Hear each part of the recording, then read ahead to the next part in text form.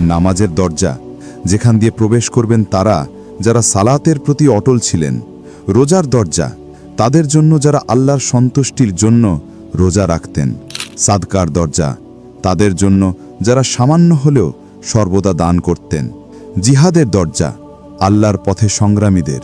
হজের দরজা, যারা হজ পালন করেছেন তাদের জন্য। সবরের দরজা, যারা কঠিন সময়ও ধৈর্য ও সংযম ধরে রেখেছেন। বিনা হিসাবের দরজা, যাদের জন্য জান্নাতে প্রবেশে কোনো বিচার লাগবে না।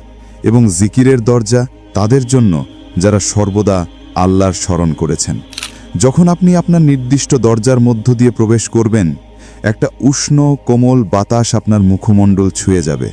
সুগন্ধে ভরে উঠবে আপনার প্রাণ। সব কষ্ট, অনুশোচনা ও সন্দেহ মুছে যাবে।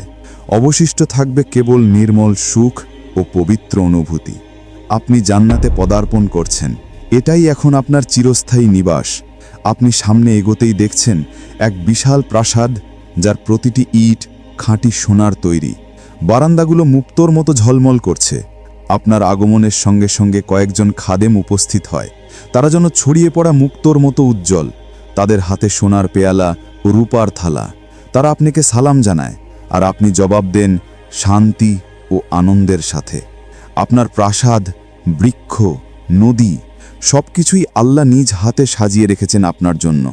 এক সীমাহীন জগৎ, যার কোনো শেষ নেই। অসীম সুখের সমুদ্র। ফেরেশতারা আপনাকে বিশেষ পোশাক পরিয়ে দেন, সবুজ রেশমের মতো নরম, হালকা ও উজ্জ্বল। পুরো পরিবেশ যেন উৎসব মুখর। সবাই যেন আপনার আগমনের আনন্দে মেতে উঠেছে। অগণিত খাদেম আপনার চারপাশে, আপনার সেবার জন্য সদা প্রস্তুত।